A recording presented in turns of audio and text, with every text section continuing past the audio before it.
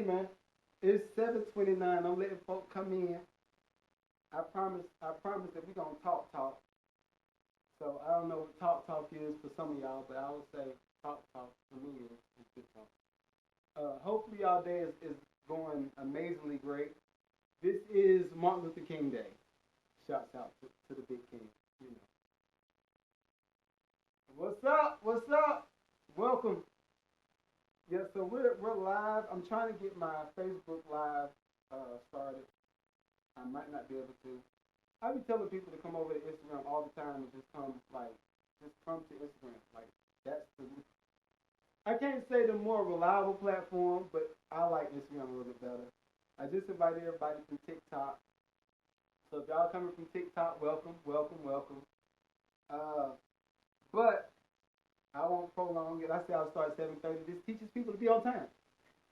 So tonight I wanted to make sure I talk to all of my artists, producers, singers, songwriters, um, dancers, even if you're a stripper. We all love you. You are providing a service that has to be paid for. But I have a friend of mine, shouts out to Reg. He was saying that, when you said you wanted to start a Mad Lucrative network, uh, I thought that you would have lucrative content, like talk about money. And my premise was always to teach artists, teach producers, painters how to make secondary income and be sustainable, right? That was in 2021, started that. And since then, shouts out to the algorithm. The algorithm on YouTube and on Facebook and on Instagram and whatever seems to not promote, I can't say that. They seem to not promote me talking about the business stuff as much as they would on the relationship stuff. So I figured I'll talk to my people on IG first, and then we'll distribute all of the information to all the other social media platforms. But tonight I want to talk to my singers, songwriters, producers, everybody that's in the creative field, how to be sustainable in the music business or sustainable in whatever business you're in that's deemed as artistic, right? Because I think what happens is a lot of the times people that's in the creative space, the bankers, the doctors, the the lawyers, everybody looks at the musicians and the creative space people as that's not a real job, right? And you and I both know it is a real job. Being a creative is not only a real job, it's very taxing on the brain. Like, I think a lot of people just write us off as, well, it's not a real job, you don't make consistent money and this, and that. And that's why I'm doing this talk tonight, right? This is getting back to the basics for the Mad Lucrative Network. I'm providing this service for y'all. So, again, how to be sustainable in your area of business. The first thing I always notice is with us creatives, a lot of us, I can't say all of us, but a lot of us do a terrible job of planning, right? I think we get into a space of, well, I can get it done, or not even I'll get it done. Our view or our idea of planning is I'm going to write down what I'm going to do for the week, and then I'm going to just do it. And then you don't have a structure behind it, right? That's what I'm here for tonight. Try to help you out. So, one thing that I've done over the years is when it comes to planning out a successful year, right? Because it's still the beginning of the year. So when it comes to planning a successful year, I try to look at first thing is, how am I make money, right? If you don't make money, you can't pay your bills. You can't pay your bills, you get put out. You get put out, it's a terrible a terrible way to live on the streets, right? So first off, how you gonna make money, right? Second off, what kind of relationships will it take? What up, Beats? What type of relationship will it take for people to actually want to give you a network of supply? I'll say that.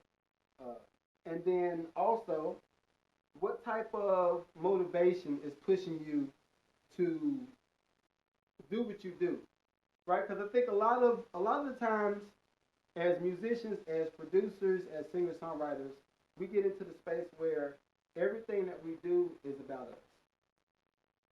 I don't think from the outside looking in, because I've been on the business side now for a few years, and I've been on the producer side for a few years. From the outside looking in, nobody wants to deal with us. Because oh yeah, he's self-absorbed, and everything that he does is about himself, right? We got to change that narrative, right? So again, planning. We got to what are Rich? Planning, relationships, money, motivation. All right. I think what happens is in the producer world, we're always, well, not even producer world, but just anybody in the creative space, we're motivated by the money, true. But after you get money, then what else is your motivation? We've been taught forever, we've been taught forever that you get this hit. If you get this hit, then you're going to be good and you'll have money to pay for your stuff forever. Let me be a witness. That is not, that is not what this is, right? Reg, I'm trying to talk to the artists about how to be sustainable in their area of business, whether that's music or whatever. But anyway, so what I would like for everybody to do, and I'm reposting this so everybody can get it and all that good stuff. First, write down motivation. Right? I think it's important for us to pick that one big thing. If it's family, write family down. If it's way of life, quality of life, write that down. If it's vacation, write that down. Whatever it is, write down whatever the motivation is that's going to be to push you in your area of business. Because what happens is, like a few artists I know, I'm not going to say no names, you know who you are, but a lot of artists get into the space where only thing that motivates them is whatever that is, whether it's money or whatever. Once you get there, there's no more motivation to do what you're doing, right? For instance, my motivation for me doing what I do is to build a lineage of producers and songwriters and artists that's so smart where the business that exists today will always be behind whatever the artist is on. So, case in point, I talked maybe last week, I don't know, I can't remember what it was, but I talked about artists and producers being ahead from the standpoint of finding what's missing in the business. Because what the business does is they look at what we do. They say, oh, they're missing this. And they provide they get a structure going on. Then they sign people to that structure that we started or that we missed out on. I'll say that we missed out on. They sign people to that structure that we missed out on, i.e., 360 deal.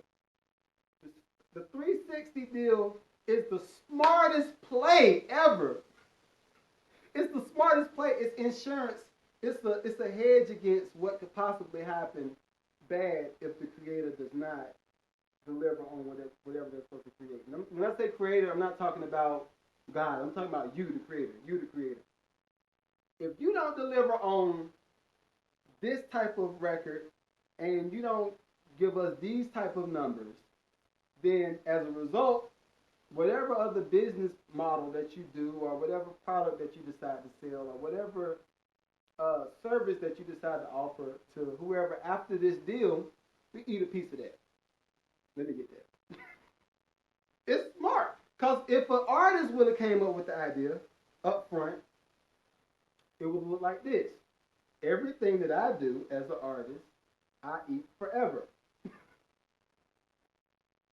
Period. One person that's doing it really good, and I will always sing praises, shouts out to LaRussell. LaRussell, ever since I did an interview with him, that dude has been killing the game.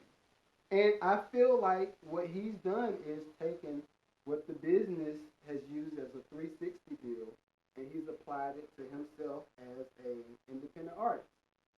So he has other products. He's doing concerts on his own. He's getting crowdfunding. Crowdfunding ain't no different than uh, what do you call it? Capital investors. That's all crowdfunding is for artists. It's the same thing as capital investors. So we all know if it's a group of investors, uh, they invest in portfolios, right? Whether that's houses, whether that's uh, cars, whether it's businesses, whatever they do, they invest in this group of stuff, and then they get paid dividends or whatever per month or per year, however they set it up. If you're the artist and you have a fan base that you're building, and with that fan base that you're building, you say, okay, well, look, I want to make sure I eat forever. Let me get the fan base to help fund this album that might cost $10,000. You get the funding from the fans for $10,000. As a result, if you got somebody that's invested, I'm gonna say $3,000, let them have a piece of the royalty. Let them have a piece of the publishing. That way, the bigger that album gets, the more they get paid over time. It's a good investment. Artists have to think like that. That's the way. That's the only way you're going to beat the 360 deal. That's the only way you're going to be able to be sustainable in your area of business. I see Coach Hemp on the live with training services. Whether you're doing body training, coaching, whatever. What if you had a product that cost, I'm going to say $30,000 to develop? Whether that was with fitness, coaching, education, like me, music producing, teaching people how to make beats, whatever. What if there's a service that costs $30,000 to develop, whether that's the website, whether it's the product, whether that's get-togethers, like big workshops or whatever. What if you have that and you say, look, to get this $30,000, I'm going to open it up for people to invest in it. If they invest in it, the bigger I get as a brand, they get a small percentage of this first thing that they invest in. Case in point, what if it was a person that was doing crowdfunding for Billy Blanks, right? Billy Blanks. For all my 90s babies that was born in the 90s, you might not know who Billy Blanks is. Billy Blanks, the guy that did the Tybo. You know, he's doing the punches and all that stuff, right? What if those people that invested in Tybo, just as a fan, invested in Billy Blanks and his brand, and now, was that 20 years, 30 years later, they're still getting a piece of the royalty. Because Tybo probably is now streaming. I think I saw Billy Blanks Jr. doing some stuff now. So what if they invested in the original Tybo from the jump? What if it was a person that invested in Mark Cuban's business? We all know Mark Cuban from Shark Tank. Shark Tank killed the game, or still killing the game, as far as getting people to come in, they pitch the idea, they get investors, and then the investors get a piece of the dividend, whatever, right? What if you were one of those people that invested in Mark Cuban with his idea? I can't remember what the name of the business was, but I know it was an online-based digital product. You invested in that, and now, 20, 30 years, you billions of, I say billions, you might be decamillions, so 20 million and up, right? That's where everybody has to start thinking as a singer, as a songwriter, as a producer. That's what's necessary, right? All right, so we got the motivation. Now we got to go to money, right? What kind of money do you need to make to live, right? Some people might say, well, it might not take much because I live with my mama. I'm in the basement.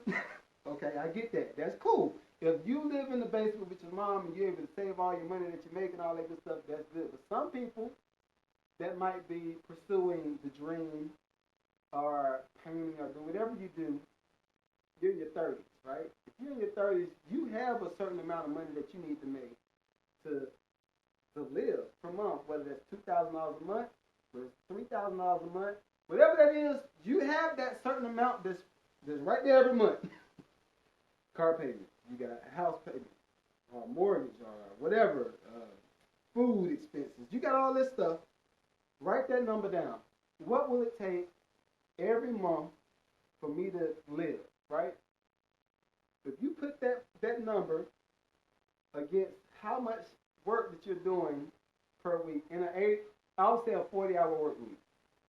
In a 40-hour work week, how many days, how much time, how many minutes are you spending to push that dream to be lucrative, right? If you ain't pushing your dream to be lucrative, if you work a 40-hour-a-week job, if you ain't doing 20 hours, I don't know, 20, that might be a reach.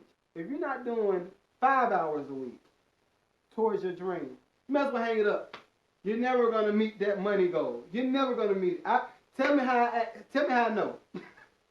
Tell me how I know. At one point I was probably working. I work my regular 9 to 5, 7 to 3:30. Right. After 3:30, I already got more stuff set up to do from 4 o'clock all the way till about 12 in the evening, or 12 at night. And I did that over and over and over and over for years. For years. Now watch this. I'm still not where I want to be yet. But I'm not where I was. I'm far from where I was. Like, that joint, it was real. It was real at one point. So, set that number. What is the number that you need to reach per month for you to live, for you to be comfortable, for you to not sweat too bad? Now, with that number, put beside it, am I willing to jump up my time and effort to reach this dollar amount? Now, sometimes that might be less TV time, no Netflix and chill. Sometimes that might be no, if you're anything like me, I like to talk. So I got some friends, we can talk for hours. There might be less time to talk on the phone to the people that you love. That might be no vacation for 3, 4, 5 years. That means you can't post on the ground. Yeah, look at me. I'm in Barbados. I'm chilling. I'm eating. No, that might mean you're not able to do none of that stuff for the next 5 years. Are you willing to do that? Right? Now, if you are, now we can move to the next part. The next part would be how much time are you thinking that you'll be in this one space before you're ready to move to the next space? Let me give you an example. Me, myself, and I, I'm going to say from 2000 to 2020 to, what up, Mitch? From 2000 to 2020, well, I'll go with telling my age, but from 95, 96 to 2006 to 2016, all I wanted to do is music, period. Music and nothing else. Now, when I just wanted to do music and nothing else, what that landed me was the broke house. Repo. Moving from house to house to house to house to house. Right? Rent abandonment. Right? Thank God, look, I'm giving out the secret. But thank God I didn't have check systems and credit and all that stuff chasing me to get old, due, rent, whatever. And if I do owe you, holler at me. I got you. I promise I got you. But what I did wrong was I did not look at what was motivating me. I didn't look at what kind of money I needed to make per month to live a sustainable life. And I didn't do good planning. I just did not. Have to own that. And I think as creators, it's easy for us to go into the space of, well, that's their fault. So-and-so did this. I had a bad manager. The manager stole from me. I had a bad agent. They booked me for the bad gigs. It's always somebody else's fault. No, it's your fault. Because the way I look at it now is, if you had bad management, then it's your fault because you allowed them to manage you. You hired them. They worked on your behalf. They worked for you. So if you had an agent that booked you for all the bad acting gigs, and the acting gigs only paid $20 a pop, it's your fault. You allowed them to work for you, and then secondly, you doubled down on the bad decision because you went through with it. For me, it was, well, I got a manager. He's a good manager, and I'm not saying no names because one of your managers are great. I love you. But got a manager, And I'm trying to make some. I'm trying to get my foot in the door and this and that. So I did a lot of free stuff. All right, do that. At a certain point, you build this credibility. You have good relational credit, which we're gonna touch on next. But you got good relational credit. You got good financial ideas and habits. Now, why did you make the decision? Why did you allow them to book you for anything? Like, no, you knew what you wanted to do. You should have just waited. I think one of the best examples in the creative space that the artists that wait, I will say, are always the ones that are movers and shakers. You look at Denzel. Denzel, he's not gonna agree to do every acting. He's just not gonna do it. He'll look at you like, oh, that's a good script. All right. I might invest in it. I like the script. I might invest in it, but I'm not gonna act in it. I'm Denzel. Uh, Rest in heaven, Chadwick Boseman. Like, he picked roles that were strong roles where you had to dig in as an actor and say, okay, this boy doing the work. He doing the work. I didn't even think I was looking at Chadwick when I saw James Brown the movie. I was like, that's James Brown. When I saw what is it, American Gangster, I didn't think I was looking at Denzel. I said, that's Frank Lucas right there. That's right. When I saw Ray Charles, that ain't Jamie Foxx. No, that wasn't Jamie. That's Ray. That's Ray. I think we got to get into the space where we're picking the right things to do.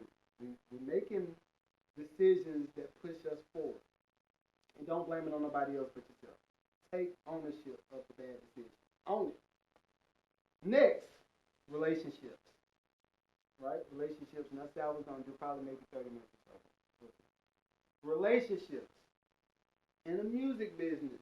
And I only keep using the music business as an example because that's the space that I come from. And whatever business decisions I make right now is based off of how the music business either treated me or how I responded to it or how I grew in it or whatever. The music business is what taught me. Right? So I think there are a lot of parallels with the music business, financial arena, even doctors and nurses and dentists and all that. It's parallels all the way around. So, relationships. I remember being in I'm going to say, drained space when I was producing with a few people. And at one point, my account said 0. So, I had to say, at the time, it was everybody else's fault. I ain't going to lie. It's everybody else's fault that I'm broke. How many of y'all said that? How many of y'all said that? It's your fault that I'm broke. I ain't got nothing to do with that. Y'all did that to me. No, it was my fault. I have to take ownership of that bad decision. And in doing that, it took years for me to get out of the mindset of I need somebody else to move on my behalf so I can get to the next level. Now, I will say this.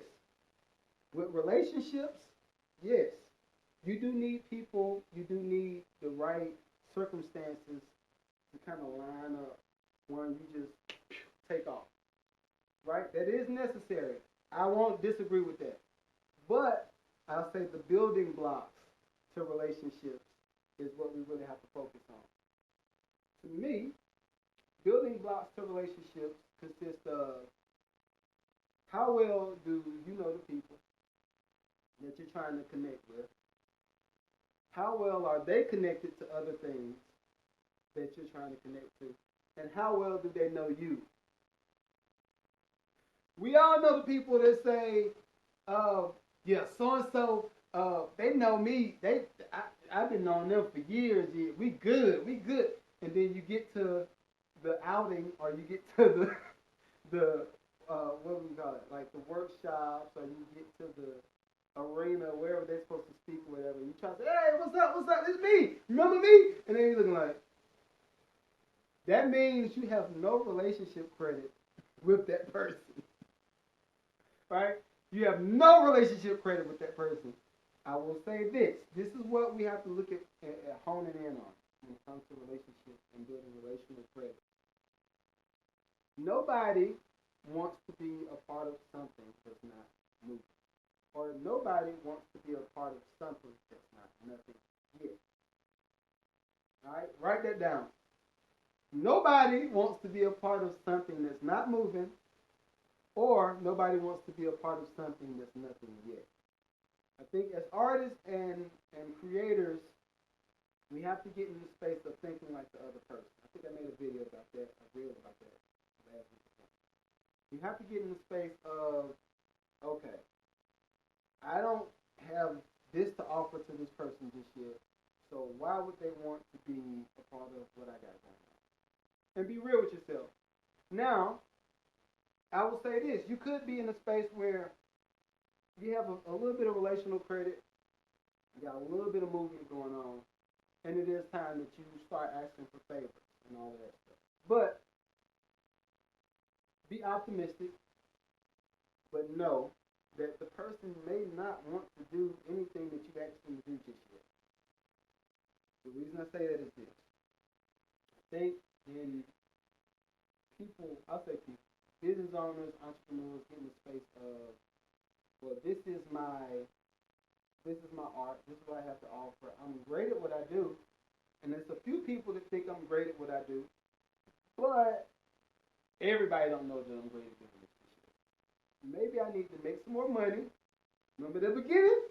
Maybe I need to make some more money, create some more content that's centered around what I do to help me build a relational credit with the people that's following me or my peers that's already there but don't want to really touch what I got going on this year. And be real with yourself. Like, yo, this is where I am, and I got to eat that. That's what I do.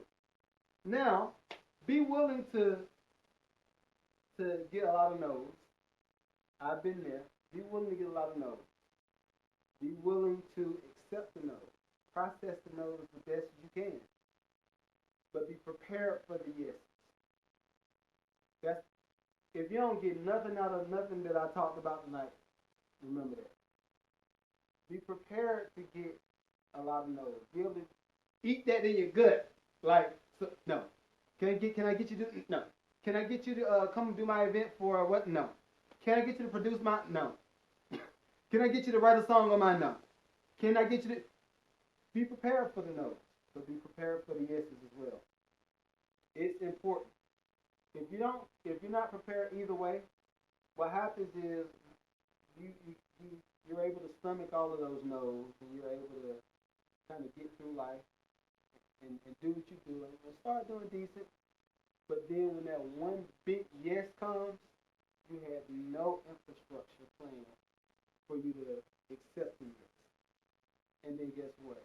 That yes goes to somebody else that was prepared, and the process starts over. Be prepared for the yes.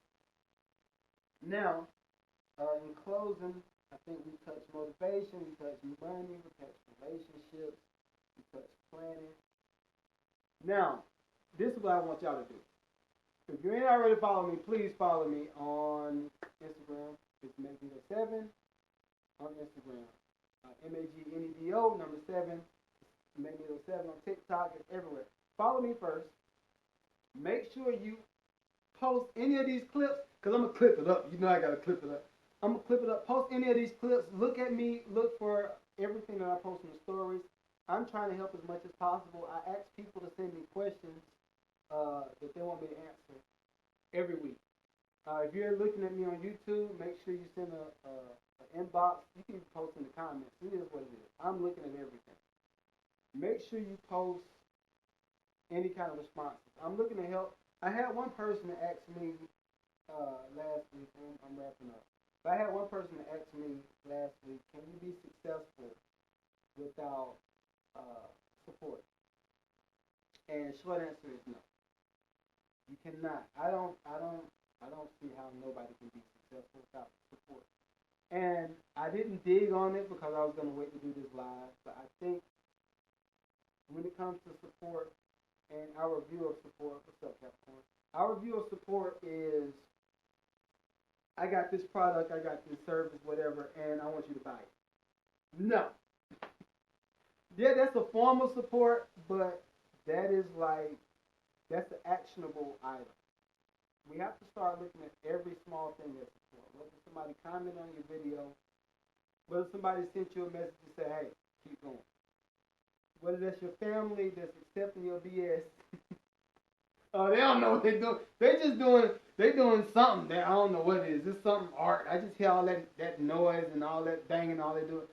That's support. If they're willing to help pay bills, they're willing to help you get gas money. They're willing to help you go to a clinic. Not like a clinic, but like if they're willing to help you go to a clinic to help you further your education, that's help. That's help. That's support. Appreciate all those support. Don't overlook it and think that they did that because they're supposed to. That's not how this works. Like everybody supports differently, and everybody views you differently. Right? What are you giving out? What are you putting out? Are you putting out appreciation? Are you putting out, I don't care what you did for me, that wasn't good enough? Or are you putting out desperation? Are you putting out, this is the best place I'm in my life? Like, put a gauge on all of that. Put a gauge on it, right? All right, that's it for tonight. This has been real. I appreciate whoever you was that just joined live. I'm done. I'm going to repost a lot of this stuff, but yo, thank y'all. This has been real. I enjoyed it. All right. Peace.